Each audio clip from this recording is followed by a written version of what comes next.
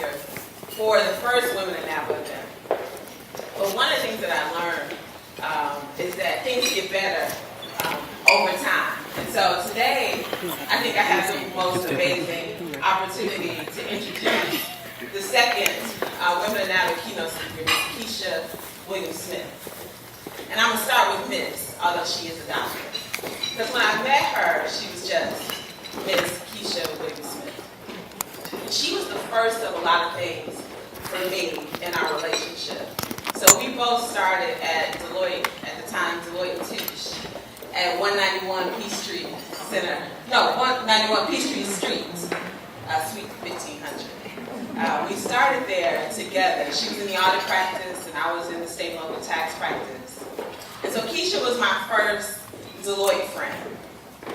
But she was also my first NABA friend as a professional member of the Atlanta chapter. She was also the first 20-something-year-old I knew that had a hyphenated name. So she claimed her independence and her love all at the same time at 27. So I thought that was pretty impressive because I didn't know anybody in their 20s that had two last names. So she was the first there too. But one of the most important things that Kecia means to me is that she was actually the first woman that I worked with that was a peer that made me want to be better. She was the first person, because I was always alone in my greatness. And when someone comes along and impresses you and gets your attention, it makes you want to be better. And that's what Kecia was for me. So I thought I was already great. But when I met Kecia, she was so focused on what she wanted to accomplish in the firm that she made me want to also be a partner at Deloitte. So I sat down with Avery and got the partner application as a second-year senior to figure that out, because Kecia did. So I wanted what Kecia did, you know. And she made me want to be best in class, a thought leader in my profession, to really take it seriously what I was doing. I wasn't just an employee at Deloitte and just working. Kecia had this radiance and this business acumen that I strive to obtain myself. Kecia was the first person that made me think about board leadership in a serious way and expanding my network, because she was doing it. So she joined the organization, I joined an organization. And we were like this dynamic duo with two different professions, two different interests in the profession. We were the NABA contacts within the firm, tag teaming, making sure people filled out their NABA applications and getting these fees and making sure that she and I were going to the convention. Yes, because we had to be there. And I'm sharing all of this to say that if you don't, ladies, if you don't have anybody in your life that's close or from afar that's making you want to be greater, let's think about that. Find someone. Kecia and I were friends. We weren't competitive, but she sparked a competitive nature in me to be better for me, to be better in the profession, to be better for my friends and my family. But Kecia was also the first person to threaten to kick me out of the book club because I wasn't finishing my books by the time we got together on Saturday. And I thought we spent, 60% of the time eating and talking. I thought that was the most important part of the book club. But without further ado, Kecia has a lot of accolades, and you can Google her. You can also read on the back of the program some things about her bio.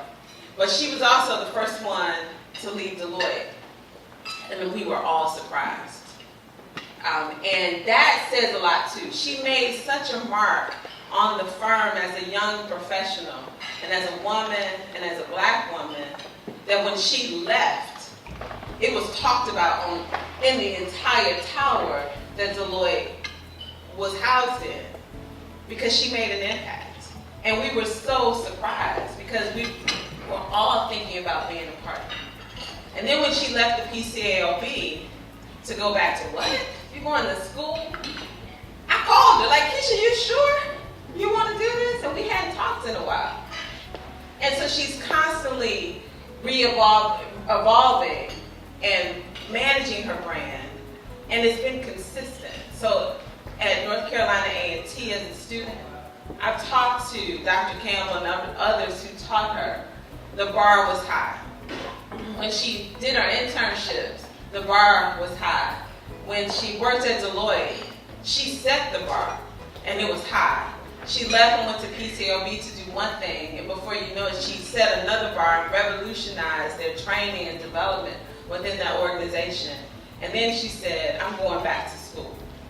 For some reason, she had to pick another Aggie school. I couldn't figure that out. But she did that. It's consistency, because the bar is high. And so I want to bring up to the podium to help you understand why she's so great.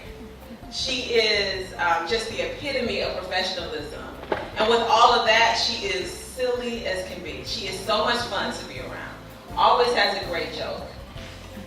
So don't let the doctor fool you.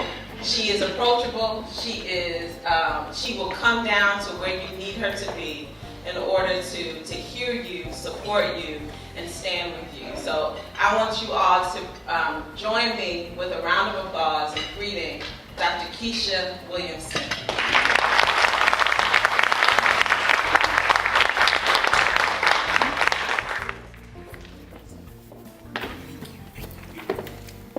Well, with that introduction, we can just go home. It is an absolute pleasure to be here with you this afternoon in Greensboro, because it's been about 14 days since I've been here. I came back to the greatest homecoming on earth because I am a graduate of the North Carolina Agricultural and Technical State University. Come on, I got to do it one more time. Aggie Pride. Aggie Pride. All right, we're in the right place today.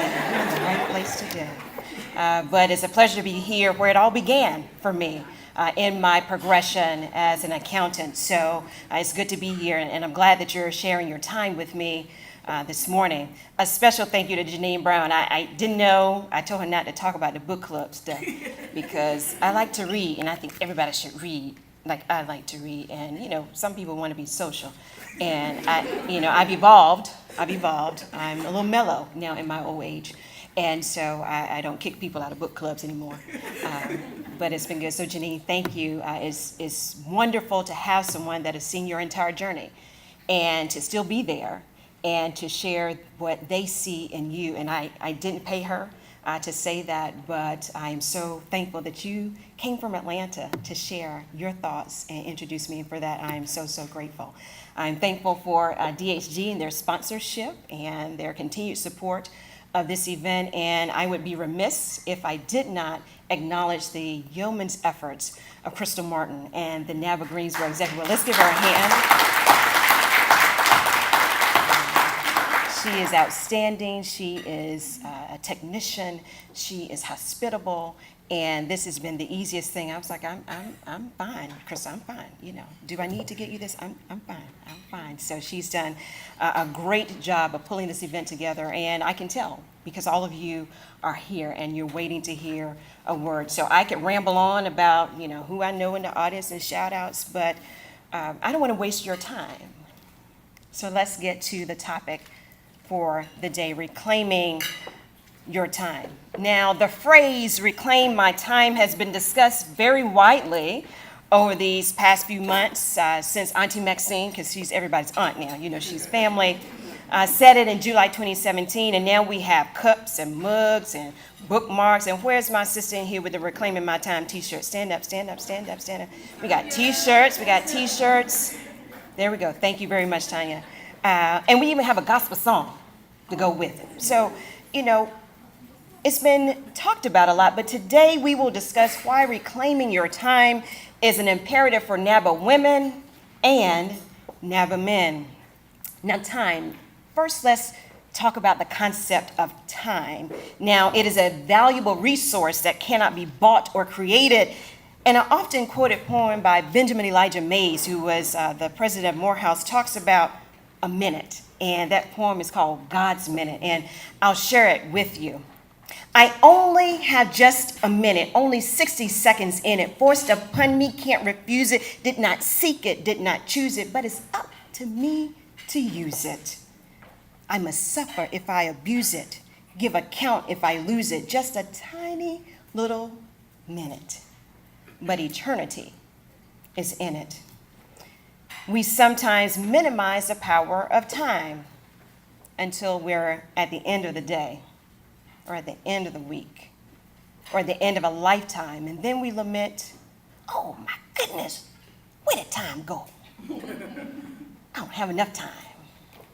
Did I waste my time? Now, DHG has been a wonderful sponsor. They've given you these fantastic notebooks and pens, so I want you to pull them out. And I want you to take about 30 to 45 seconds, and we're going to do a little exercise. And you're going to write down, brainstorm as quick as you can, write down how you spent your week. Okay, so just break out those notebooks, kind of scratch it out, whether you were working, whether you were in class, whether you were watching games, and yes, whether you were looking at the people on the Beard Game Matters page on Facebook, yes, write that down too. But take about 30, 45 seconds, just brainstorm, write down how you spent your week.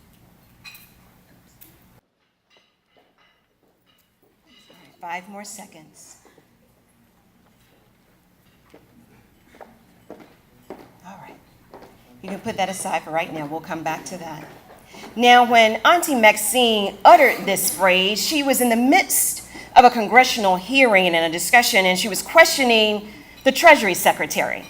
She was putting everyone on notice that the discussion was hers and not to be belittled, overlooked, or avoided. This is why I think this message resonated with so many women, and especially Black women, because there have been too many times and instances where we've been left behind when the partner takes the audit team to lunch and not you, or second guess when you walk into the audit committee meeting because they weren't expecting you to come, and the target of a colleague's envy because they don't understand why you're at this high-level meeting and why you're at the table. Oh, I'm sorry, I got caught up. I'm talking about me.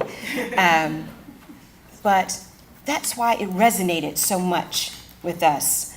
The Blavity online author Siobhan L. explained it best, and she said that Auntie Maxine reminded us that time is a currency and is not relative to our gender, our color, or our creed. It yields the same return on investment as those greenbacks that if men or others can't simply cut to the chase and get rid of the fluff, then it's clear that you must reclaim your time. Now, the question becomes, how do we reclaim our time? Well, in the tradition of Sunday morning preachers, I'm glad you asked. Reclaiming your time is imperative for NABA women and members because too many time wasters are infiltrating our lives and they are keeping us from our God-given talent, purpose, and passion. You have to reclaim your time to make the best of time. You may not have it all, but you can have all that matters. So first, you have to reassess. So take a look at those notes that you just wrote down about your week.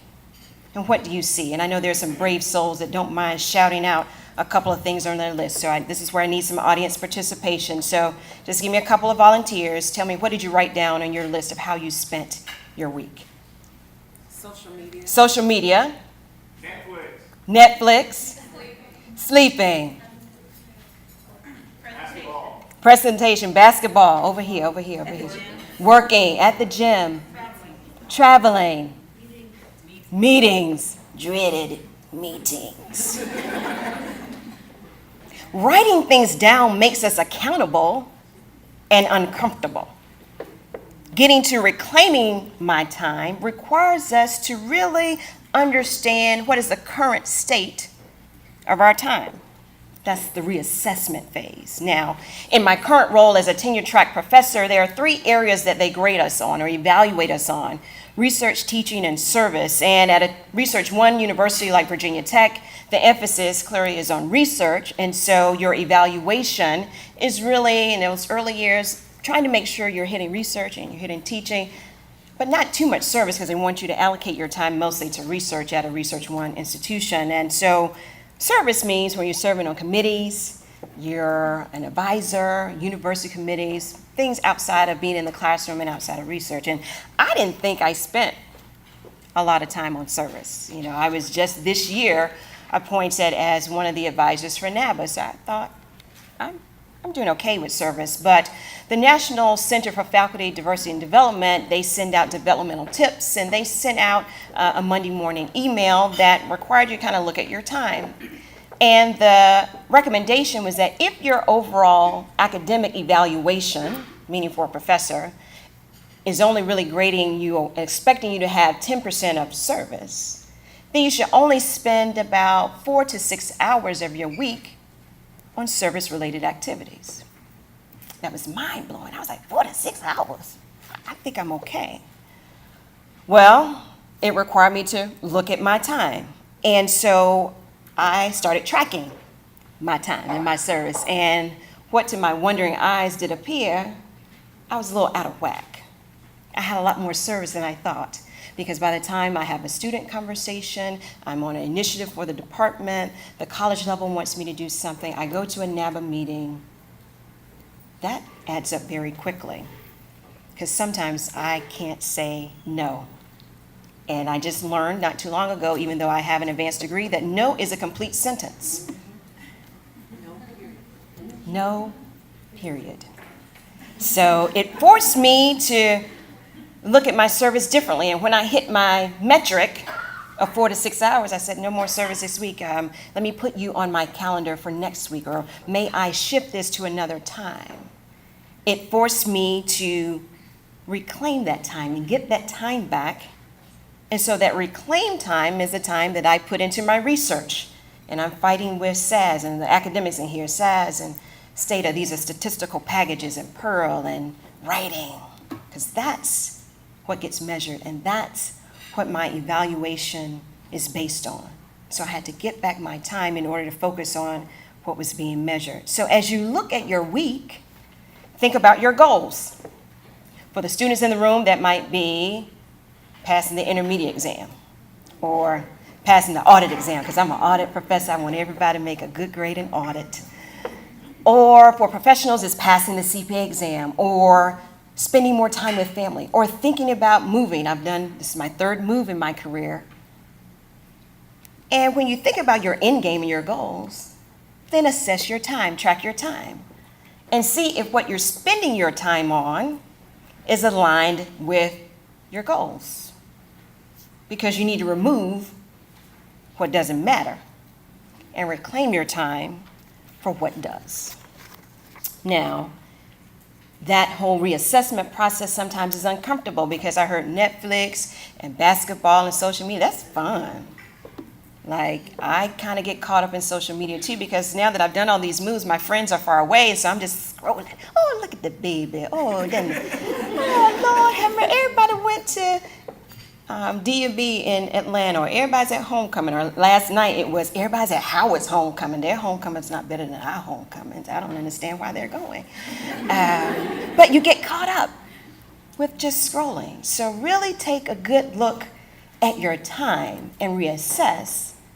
And now let's think about refocus. Now, a few years ago, I was feeling a little, kind of meh at my job, and now, it was a great opportunity. I learned a tremendous amount. I created a department, and I really had done a lot of great things at this organization, but I really wasn't focused. So I didn't really have an end game as to what I wanted my next role to be. So I dawdled on the way to work. And in Atlanta, and at that time I was living in Atlanta, it doesn't take much to dawdle on the way to work. So I was sitting in traffic because I left late, and I didn't leave on time. And when I got to the office, it was 9:30-ish. And then by the time I talked to everybody down the hall and sat down, it was about 10. And then I did a couple of things, and it was like 11:15. And then people started asking, what do you want to do for lunch?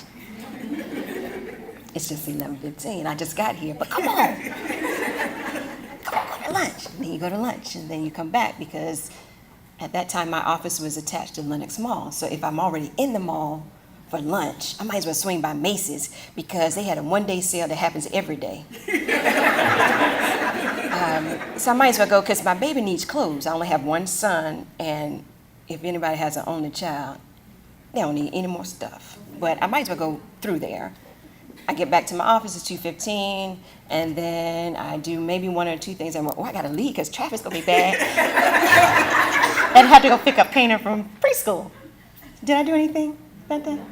No. So not being focused is a terrible, terrible thing. So my life kind of got out of balance, and I was frustrated a little bit with myself because I would have days like that. I would go to the office and be there all day, and nothing was getting done. And I was frustrated because, I set these bars for myself. Janine talked about the bar, and, I had all these things that I needed to do. And one was to get a PhD, but I set that goal for me. I said I wanted to get it done by the time I was 30. And I way missed that. But it was always a dream that I wanted to do, but it seemed like that dream was not going to come into fruition. So I love telling the story that I wanted to get a PhD, and I would see Dr. OJ and some folks be like, oh, Lord, I would just love to be in the classroom in academia. It just seems like it would be a wonderful place for me. And I told this story and told this story. I went to the PhD Project Conference in 1995, right after undergrad. But I liked telling the story. I got comfortable and talking about Dean Craig and the A&T faculty, and but as accomplished as and comfortable as it looked, I just wasn't focused. And I remember Dr. Aretha Hill, who is now at Florida A&M, and said, she just remarked to me, Kecia, just do it. Oh, okay. And it really wasn't until I went home for a family reunion, and I was at my mother's house rummaging through some old stuff, and I found my old school records book. Does anybody have one of those books that every year, you had your little picture, and like the first kindergarten, it was cute, and then first grade you had your teeth in the front of your mouth. And, by the time I got to 7th grade, I was like, that 7th grade picture I never want to see again, because everything was disproportionate. My teeth were too big, my forehead was too big. It was just bad. But nevertheless, I started flipping through that book, and I was like, oh, this is cute. So from kindergarten through 5th grade, I wanted to be a teacher. I come from an education kind of background family. My mother and grandmother have taught for a combined 62 years, so it's genetic to some degree. And so I was like, oh, I want to be a teacher. And then around the 5th grade, I wanted to be a business person. Where did that come from? I'm not quite sure. And then around 8th grade, I said I wanted to be a CPA. But all in high school, I went to engineering camps and science camps, and a CPA? I am from Halifax, North Carolina. I didn't know any CPAs in Halifax. But going to that school records book allowed me to see my purest self. The self that there were no bills, no constraints, no responsibilities, no boundaries. Just Kecia Amara, a little girl from Halifax. And when I faced my purest self, my vision became clear. I was going to be a teacher and a CPA, so I had to move out of the corporate arena into academia. Scary? Yes. Focused? Finally. When I refocused on what I was born to do, time shifted for me. I got excited about calculus and the GMAT and filling out applications. Okay, really, I wasn't that excited. Especially taking calculus after going to work all day at Georgia State, but that's a separate story. I had to drop some responsibilities to make time and room for purpose. I can see clearly now that the clutter is gone. When you have a focused mind, you can rightly assess what should go into your time and what should go out. Did I take on another board responsibility? And Janine had no idea that board level stuff was in my remarks. No. Would have been great for my stature. I was in Atlanta. But it was not aligned with my goals. Sometimes we are frustrated because we're in places that we were never designed to be in. Refocus on your end goal. Refocus on what matters and take back time, and don't allocate time to things that don't get you to your goal. So that's the refocus part. So we've reassessed, we've refocused. So now let's talk about repositioning. Now for my Bible scholars and Sunday school students, let's talk about Abram, not Abraham. Genesis 12 states, the Lord said to Abram, go from your country, your people, and your father's household to the land I will show you. I will make you into a great nation, and I will bless you. We go down to verse 4. I really feel like this is Sunday. Verse 4. So Abram went. as the Lord had told him, and Lot went with him. The operative words here are, so Abram went. He didn't argue. He didn't say, I have to watch Greenleaf. He didn't say, the Dodgers game is on. He didn't say, I'm going to watch the NFL or not watch the NFL. He didn't say, I got to take care of mama then. He went. In my biblical imagination, Abram probably had a whole lot on his plate. But I believe that when he knew the covenant that he was entering into was greater than his obligation, his focus on local time was now superseded by supernatural time. We still talk about Abraham, a man of great faith, even today. His name is etched in our memory, whether you're a Christian or not. That story is poignant because he had to move. Great things don't come to folks sitting down or taking naps. And I know somebody said they took some naps this week. And that's fine. That's fine. You need it to restore yourself. But I realize that I can't lose weight until I change my position. And that does not mean driving from my house to Cookout, because I'm being delivered from Cookout right as we speak. That sweet tea and cheer wine and hush puppies have got a hold on me. Y'all pray for my strength in the Lord. But we have to change our position to align ourselves with our passion or our end game. Now, most of us think about changing position as something big. I need to change my job. I need to change careers. I need to change my house. I need to change my hair. But small changes in position can allow you to reclaim your time. Now, let's start with some smaller things. Brain changes, brain movements. What are you thinking? Are those things positive? Now, I am the poster child for being too hard on myself and worrying, okay? My mother is the announcement lady at my home church, and she would typically give a thought for the week. And one of my favorites is, worrying is like a rocking chair. It will give you something to do, but it won't get you anywhere. Some of us are more comfortable rocking than actually taking steps to further your career, your passion, or your purpose. You got to get out of the rocking chair. You got to get up and move. It will be uncomfortable for new business ventures. It will be uncomfortable when you leave the nest of education and your graduate degree. But in order to fulfill your purpose, you're going to have to reposition your mind, the renewing of your mind. So I started with Genesis and talking about Abram, but now I'm going to the first chapter, Little John and the East Side Boys. Who you with? Who you with? Who you with? Get crunk. Who you with? Who are you surrounding yourselves with? Sometimes we have to move people in order to reclaim our time. You know, some folks, and I love all God's children, yes I do, but some people are draining. They will take everything you give and never replenish you, never replenish your soul, and you end up frustrated and wondering why you can't get any work done because they've taken all your brain power and your energy. See, these folks need to be put on a time reduction plan. This is similar to a performance improvement plan.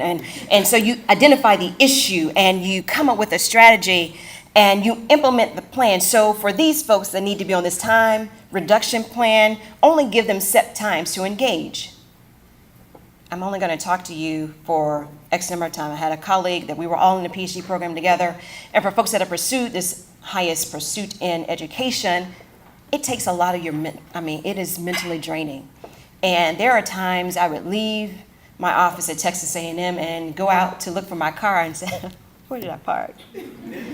Because I was drained. I was thinking about how I can make this particular research question and how I could research it, and the data set didn't work right, and who else do I need to call, and how do I get my programming to work? It takes a lot of time and brain power. And I had a colleague that was another school that would always like to call. Oh, my funding is not right. And I don't know why we teach so much. And, help me this. Can you send me a data set? Can you, give me. Had to put them on a time reduction plan. And sometimes you just need to say, and I would tell them, I'm giving you 20 minutes. You need to get it in 20 minutes, and that's it, because I won't hang up the phone. Or some people don't deserve any time at all. You will be amazed what you can do in 30 minutes to an hour that when you're not cleaning up fires and messes that you didn't create. Find your people. Find those folks that encourage you and lift you up. And longtime colleagues, this is what NABA is about. Your people are in this room. They're the ones that will push you forward. They are the ones that will encourage you. They will hold you accountable. They will teach you something. Iron sharpens iron. Now, let's take another pause. Take about 30, 45 seconds to think about what small change you can make to reposition yourself and get back your time. So take 30 seconds. Think about small changes that you can do to reposition yourself and get back your time.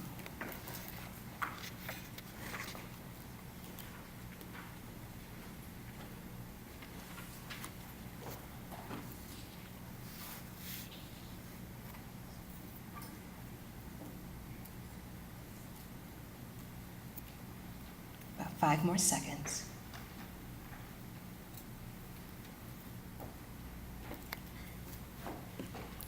Now, it is imperative that we reclaim our time as NABA professionals or people in general.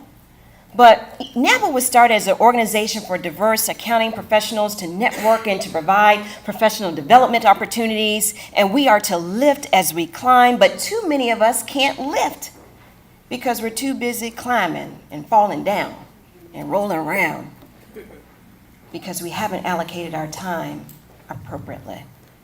There is a new generation of future accountants that need you as mentors and role models and advocates and teachers. We all must diligently manage our time so we can be the people and exhibit the purpose that we were created for. Reclaiming your time can be challenging and difficult, but it is well worth the journey because your purpose is depending on it. Now, you probably didn't know that you were going to have to report out your findings, but I'm an instructor, I'm a faculty member, and I need to debrief the session. And so are there 2 to 3 maybe brave souls that would like to share one of their reclaiming strategies that they'll put to use in the next week? All right, we got one right here. I need to drop some friends. I need to drop some friends. Ooh, girl, we're going to pray for her because that needs to happen. And you don't want to do it in a way that you alienate them, but you just have to set boundaries. And so you got to change and reposition even who's around you sometimes. All right, wonderful. Another person. Yes. I need to remove the ones who always have negative energy. Remove negative energy. And you know they're negative because when they walk away, you're just like, oh, I just need a massage. Negative energy. You are on a path to get to greatness, to get to your passion, to get to your purpose, and you don't need to get there tired. Great. One more. Yes. Stop doing mindless scrolling through social media and more studying. Yeah, stop mindlessly scrolling through social media and more studying. And for the folks that are through with the academic pursuit, focusing on something, some work. Like for those in the firms, billable hours. You know what you need to do. Stop scrolling. Last night I had to force myself to go to sleep because I'm just scrolling. They're like, damn, ain't you what? You know, I don't go to Howard. What do I care? But that's what we do. So think about those strategies and then get you an accountability partner.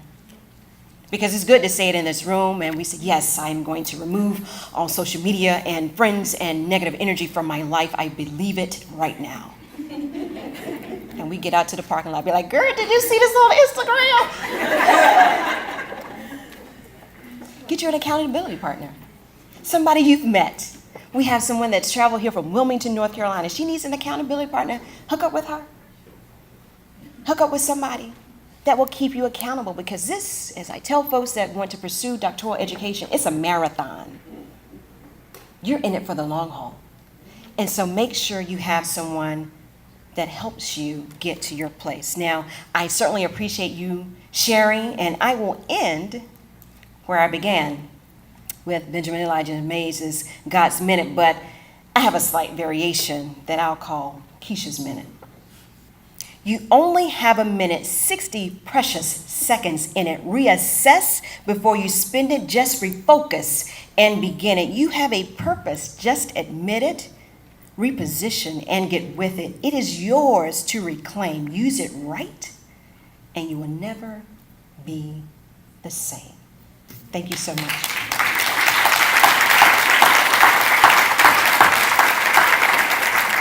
Tina.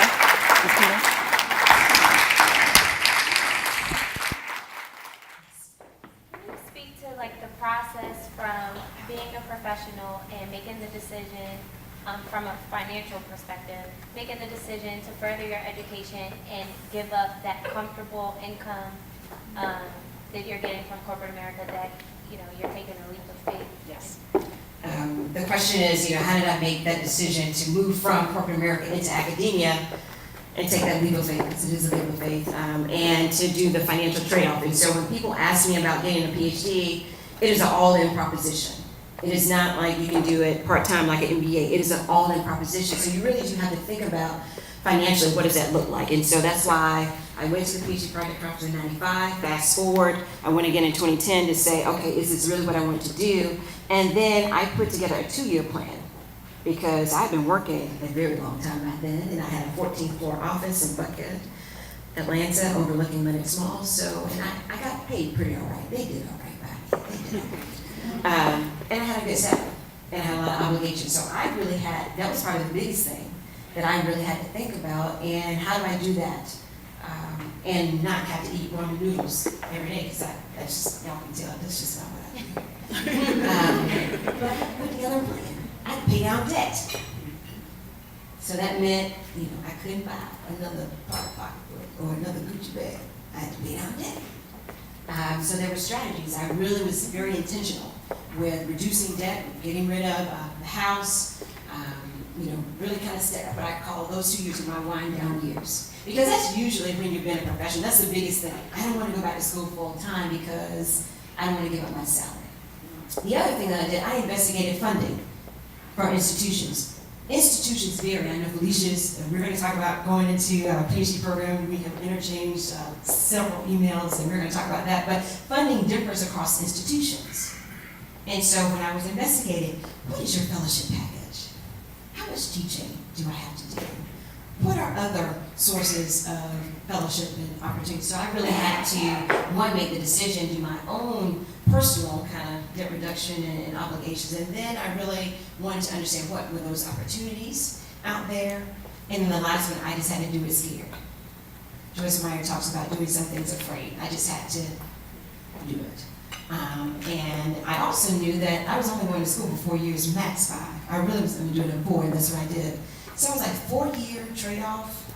And if you're an accounting PhD and then the business school PhDs, you get paid much differently than sociology and psychology PhDs. So I was like, this is a 4-year temporary pause.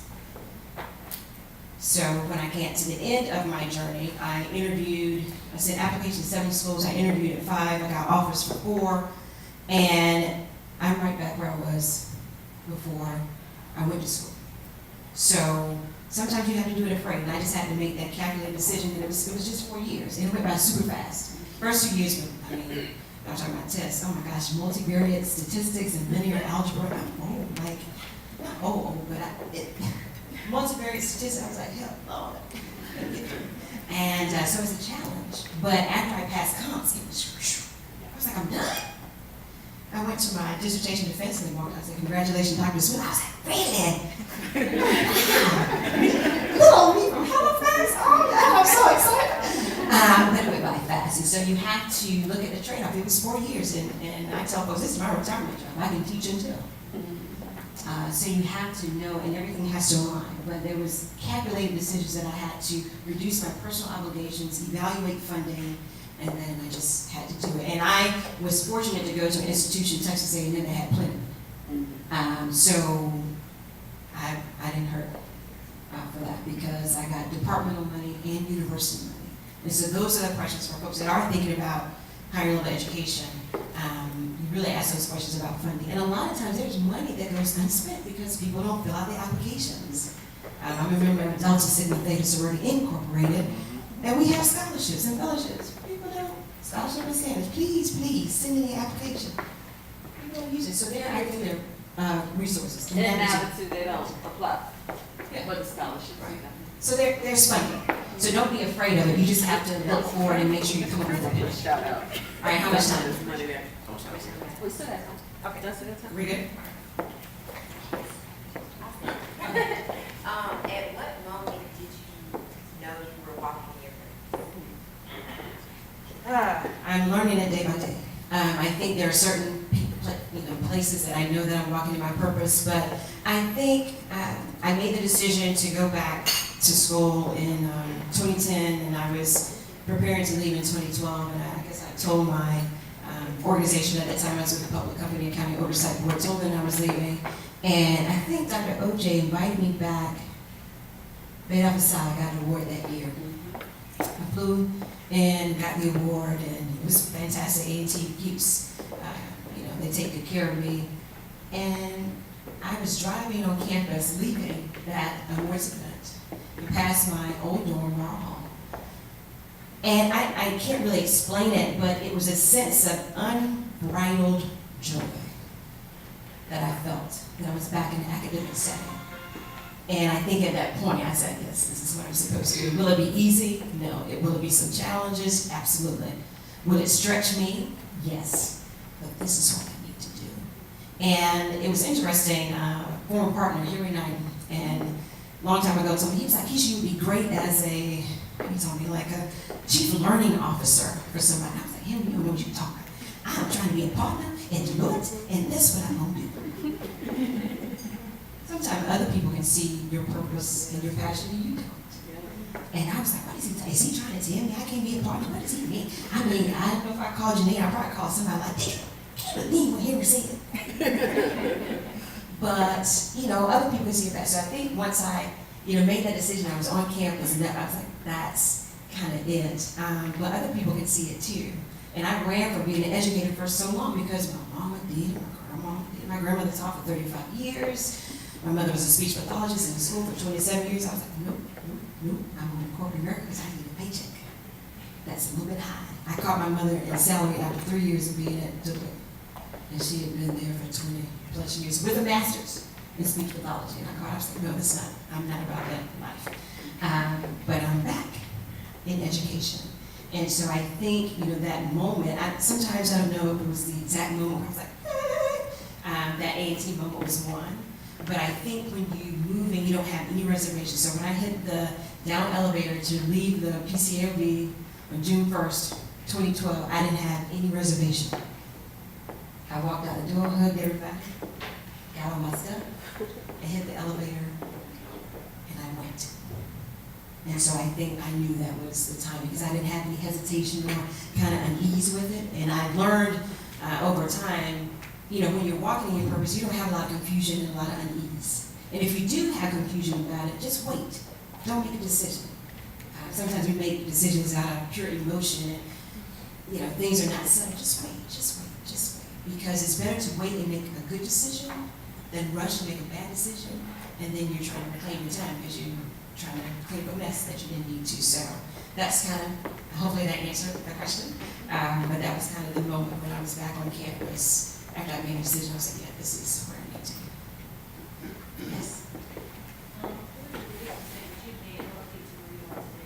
Yes? Biggest mistake. I got one, but I won't tell you now.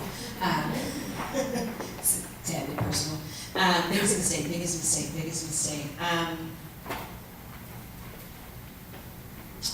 To some degree, I feel like I didn't move quick enough.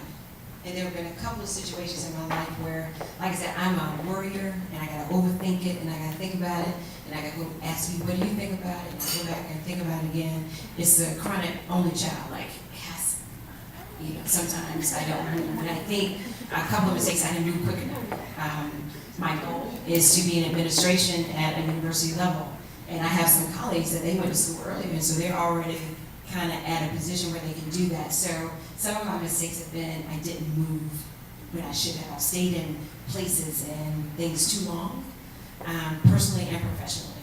So I think that's one of the mistakes. I think I could have been, even though I've done some really cool things, I think I could have been a little bit further. And so, my kind of learning is that when it's time to move.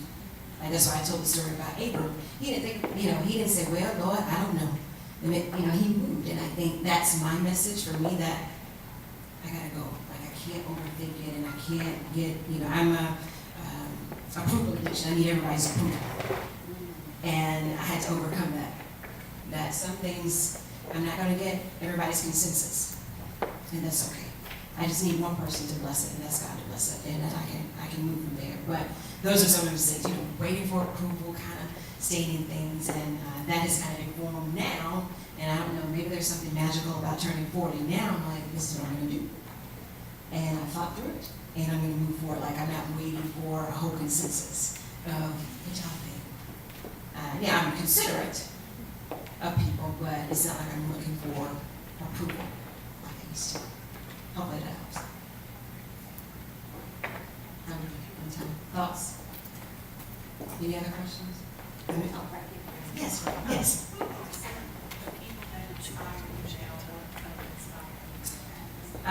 People that have inspired me now or in the past. I'll start with probably one of my biggest inspirations on this pursuit of a PhD was Dean Chrysler Craig. When I got to A&T, I was a freshman. I was from Halifax, and I came from an education family. My grandmother went to Elizabeth City, my mother went to East Carolina, so I thought, I know people that have degrees, but when I got on campus and went into accounting, and I was like, oh, y'all got PhDs, and y'all look like me? Oh, I gotta get me one of those. And so I think Dean Craig, his presence and how he pushed us, and I think that's why my students, some of the evaluations are fantastic, and some are not, because I push them. I want everybody to be excellent, and I think, you can cultivate that. So Dean Craig was one. My mother and grandmother are outstanding people that inspired me. My grandmother died when I was 12, but she still resonates with me even now. And my mother was, early divorcee, had to come home with, a worrisome 3-year-old child to ask a whole lot of questions. And she was able to persevere and continue in education. And now that she's retired, she's doing a lot of wellness things for the community, because I'm from a very small rural town, and they believe that the only thing you should eat are pork rinds and chitlins. You need to be healthier. You need to walk, and so she's doing a lot of that. So she inspires me. A lot of my colleagues, Janine Brown, Kelly Richmond Pope, that is an accounting major, but is doing fantastic things, taking fraud to film. She's a filmmaker. So those are folks that continue to inspire me. I think on a larger, kind of more popular culture basis, I truly enjoy Michelle Obama, Oprah Winfrey, and Lady Mae from Green. What's the real name? Lynn Whitfield. Oh, man. So those are a couple of folks that inspire me. But I have a list of folks that have gone before me in PhD education that I truly look up to. That's all.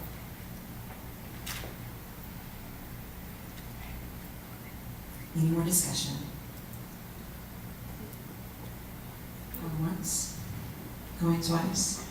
Well, are we ready for the question? Are we ready for me to go back to my seat? Are we ready for the question? I got one You question. got one? All right, I was trying to adjourn the meeting. Yes, sir. Sorry. Could you speak to people using the use of like an ideal calendar for their week? Interesting. I am more of the thought of use whatever's comfortable for you, because I am the poster child for buying journals and idea calendars. I purchased some calendar. I know it cost me like $40 or something. Have I used it? No. So really use whatever mechanism that works for you. So I just use a weekly calendar that's the university's calendar, so I can keep up with where we are in the semester. And I like it because it's vertical and I can write my list for the day. But I don't think, sometimes we make passion and moving and purpose overly hard. You don't need a whole lot of bells and whistles. You just kind of need some structure. So whatever that structure is, but I just use kind of a plain week at a glance calendar that I have open on my desk all the time, so I can make sure, because usually I plan out my week. I try to plan out my week. And so for research, I know what research ideas I'm working on, I plan it out. If I need to have a conference call with co-authors, I plan it out. If I'm preparing for a class, I plan that out. Whatever my son's activities are, I plan that out. So whatever that structure is, but I always go into the week with what are the things that I need to get done. And so then I plan the week accordingly. So I won't get too caught up in the mechanism. Like, does it need to be I've seen passion planners in it. That's what you enjoy, absolutely, go for it. But don't just buy it for the sake of, this is going to generate some wonderful passion. No. That's in work. That's inside work, not outside work. So those are my thoughts. Janine. So what would you tell yourself now that you did not know that would have helped you with your career or your personal life when you were 20 years old at 18? Yeah, I think almost kind of what I said earlier, stop waiting for folks' approval. That was big for me. And I didn't realize I was addicted to approval until Joyce Meyer's book told me that. I was like, oh yeah, I do that a lot. So I think, when I was leaving campus, I really had, I still had some very clear goals. I wanted to go into the firm, I wanted to be a partner, but I still was very, waiting a little bit. I still was sometimes not as confident, and I sometimes come off very confident externally. And I'll just share my ex-husband and say, he had confidence of a billy goat, because I'm like, oh Lord, I can't do it. He's like, Kecia, you can do it. I'm like, I don't know. Like last night, I was like, I don't know if I'm able to pull this off today. I mean, that's not the deal. That's real. And so I think, I still was very much approval, and not just to embrace that the uniqueness that was me, somebody would value it. Because, my life story, Halifax, North Carolina, I grew up in church. I don't think I wore pants until I was a sophomore in college. And I was always a smart kid. I was a valedictorian, so church girl, smart kid, wear skirts all the time. I was like, nobody's going to care about that kind of girl. And so now I can say to my 20-year-old self, girl, do it.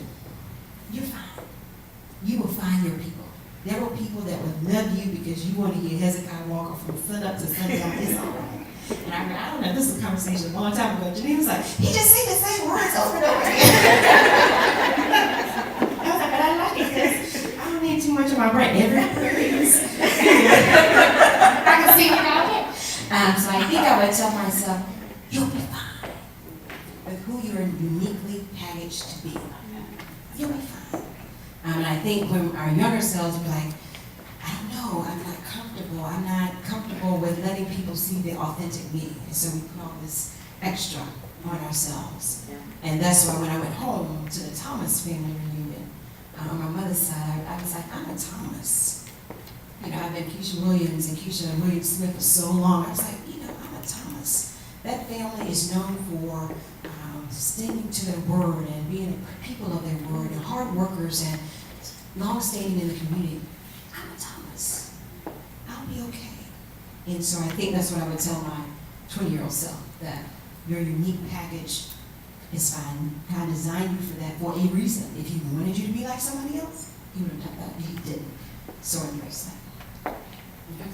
I think that's our time together. It has been an absolute joy and pleasure to be with you. Hopefully you left with something that will empower you to reclaim your time. I'll be around for a little while afterwards if you want to chat further, but thank you so much for sharing your time with me today.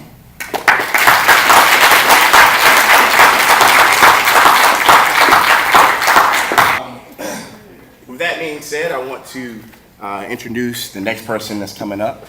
It is the Southern Regional President, Mr. Eugene Hampton II.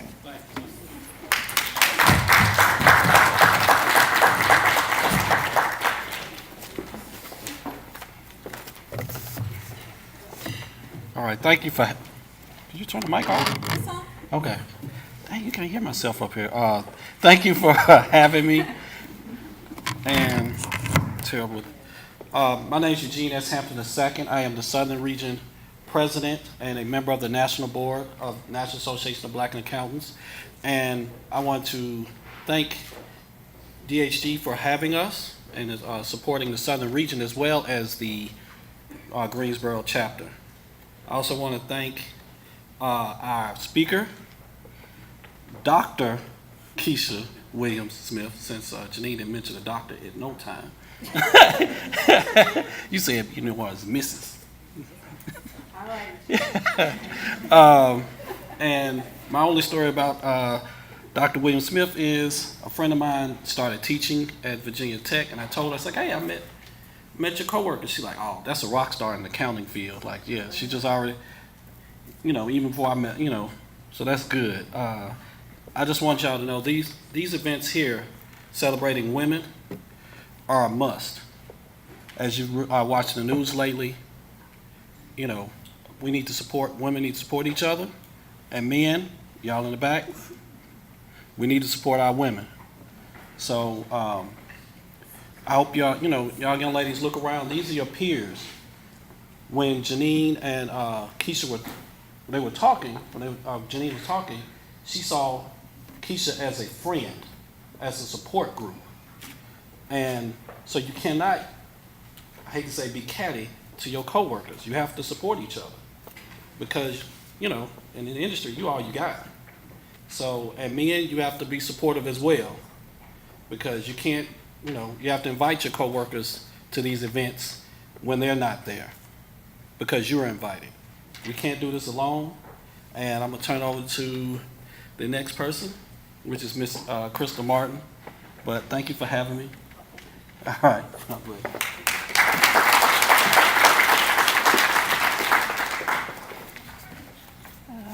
What do I say? NABA Greensboro is almost 3.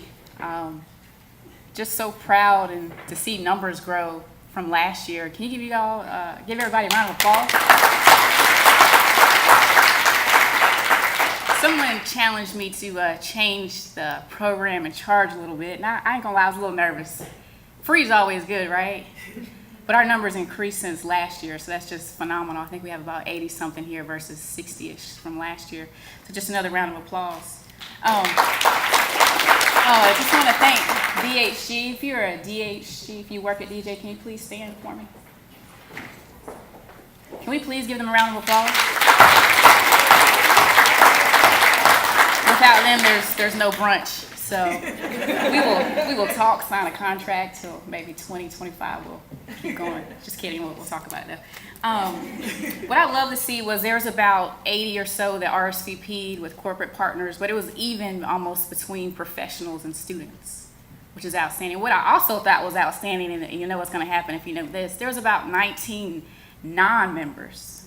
You know what that number can do for NABA Greensboro? Take us to the next level. Kevin's smiling because we try to, right, Kevin, stay humble. We're just so excited about the things that we do. It's $200. I know you think that's a lot, but if you divide that by 365, it's probably doesn't sound as bad. So we would love your membership just to continue programming like this for you. And if you're a NABA Greensboro member, we give you excellent program. We give you our best, and we're very creative. $200. So just consider it. If you're in Wilmington, we'll take you. Shamber might kill me because she's in Raleigh. But we do take remote members, Dr. Kecia. We do. I'm looking forward to that report next month, Teresa and myself. Academia is 115 and students is 35. How many students do I have? Can you just please stand up, students? And my men back here as well. Outstanding. Thank you. You can sit. I'm sorry. I don't have anything else for you to do.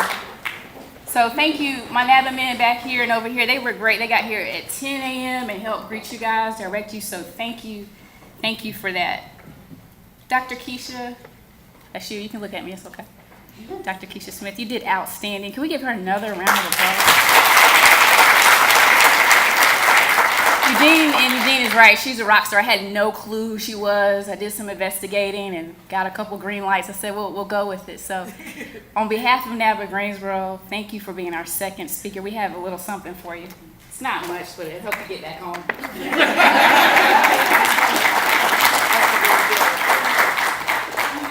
Eugene Hampton II, thank you for coming all the way from Nashville. Your first time with us, it probably won't be your last if you know me. Yeah, you know. Okay. Janine's been here, our immediate past president's probably our, what is this, fifth time? Yeah, yeah. Thank you so much. To the women of NABA Greensboro Planning Committee, can you please stand? You know who you are, Melissa, Carol, Winnie. Whoever, I forgot, Teresa's in the back as well. Thank you, because last year we had 2 people planning. That is not a good idea, ever. Don't do it. So we had more people, and actually didn't have to do a lot, which was a blessing. They told me Friday, do not have your foot on Star Mount. I didn't know how to take that, but I took it, and I didn't come anywhere near here, so thank you absolutely for that. To NABA Greensboro men, again, thank you. To NABA Greensboro leadership, for those that have stayed with me since day one. I appreciate you. I know you're tired. I appreciate you, LaShonda, as well.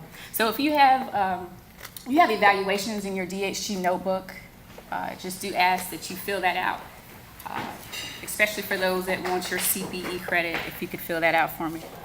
And there should be a sign-in table at your table to make sure you get your credit. So thank you again. We hope that this is an annual and you will see us in next October. Did I forget anything, Carol, Melissa? I'm gonna let Dr. Kecia do it because I probably would do it wrong. She has a request. I would just like any member of Delta, Sigma Theta Sorority Incorporated, if you would meet up front so we can take a quick picture. Thank you so much. Again, thank you all for coming. I hope you enjoy the rest of your week.